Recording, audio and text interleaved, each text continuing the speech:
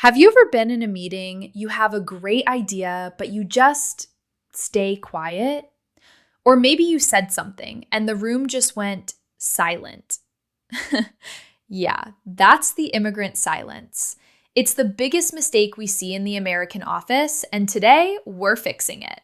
Hello, everyone. Welcome back to the Sam and Avery, the American Office Guide channel. I'm Sam, and I am pumped for today's episode. Yes, we're so glad you're here.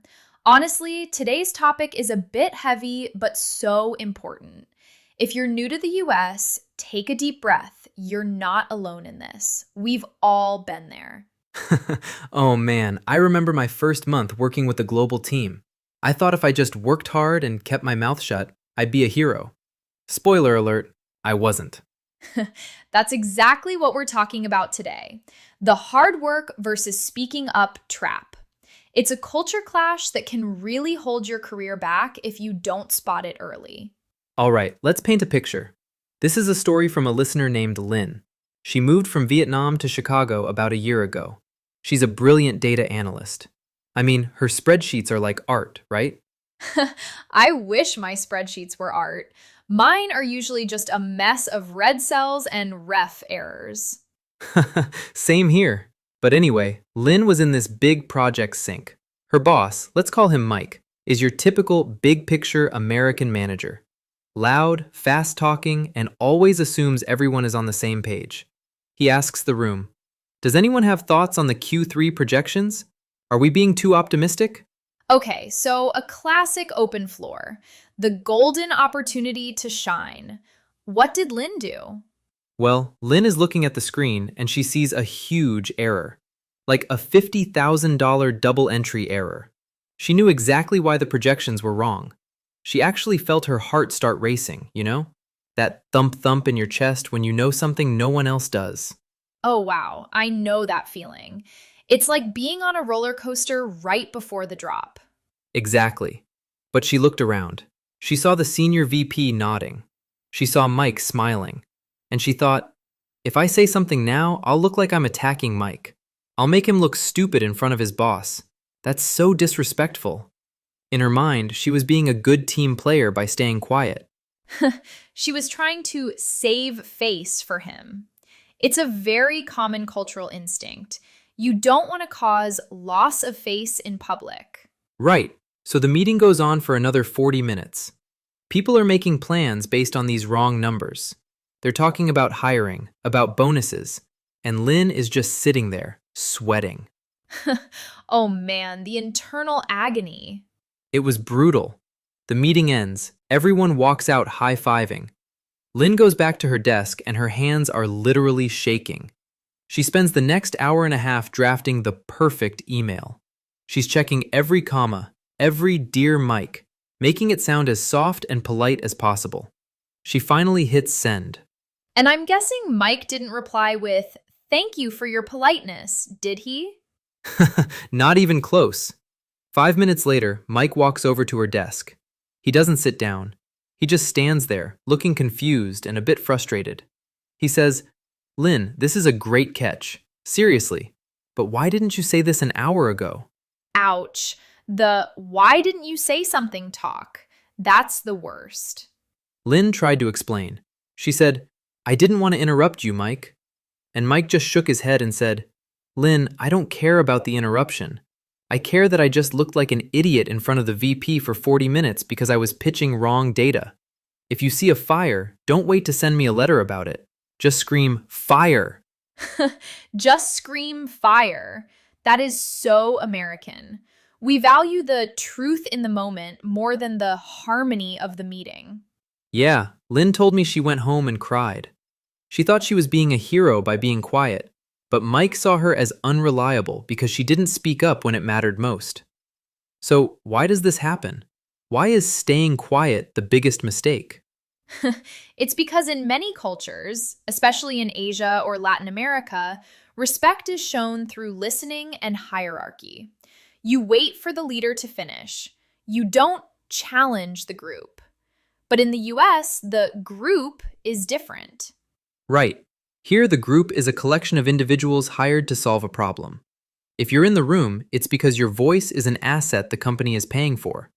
If you don't use it, you're literally a bad investment in that moment. Yeah, this is where things get confusing for non native speakers.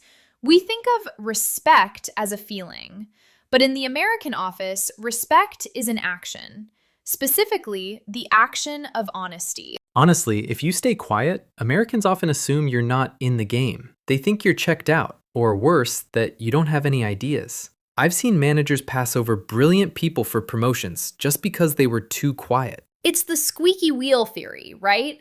The wheel that makes noise gets the oil. Exactly. And let's talk about the politeness trap. Lynn thought she was being polite, but in Mike's eyes, her silence was actually disrespectful to the project's success. It's a total 180-degree flip. In the US, being too polite can actually look like you're hiding something or that you're not confident. We value directness with a capital D.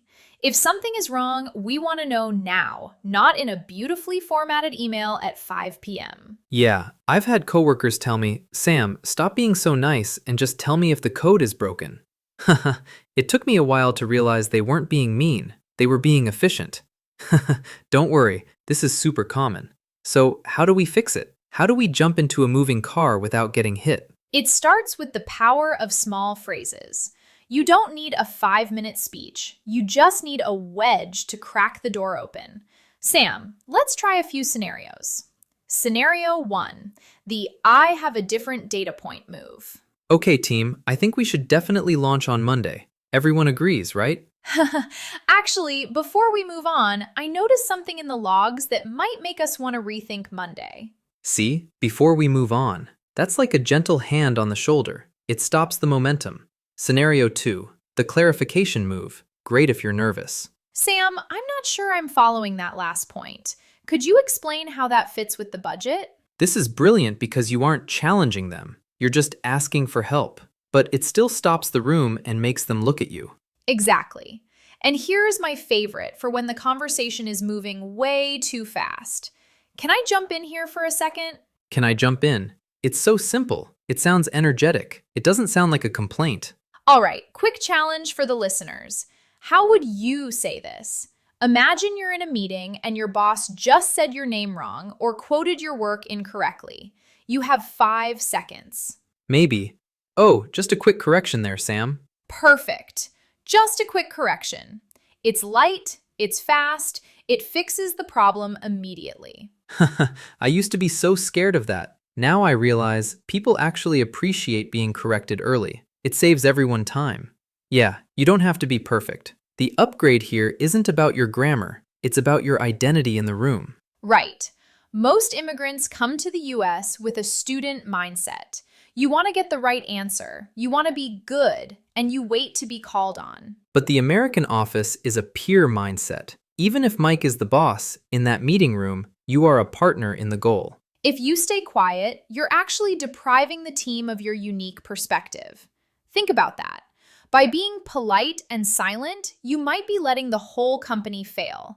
That's not polite at all. Wow, a bottleneck. If you don't speak, the information stops at you. You have to shift from I am here to learn to I am here to contribute. Even if you just say, I agree with what Sarah said, and I'd add that is a contribution. You are marking your presence. You are saying, I am here and I am active. Let's be real for a second. I know this is easier said than done. I've been the guy with the sweaty palms, waiting for a gap in the conversation that never comes. It's not easy, we know. Those gaps in American meetings, they don't exist. Americans talk over each other. It feels like a sport sometimes. It really does. And honestly, we know you're worried about your accent. You're thinking, if I speak fast to interrupt, I'm going to trip over my words. Let me tell you a secret. We don't care.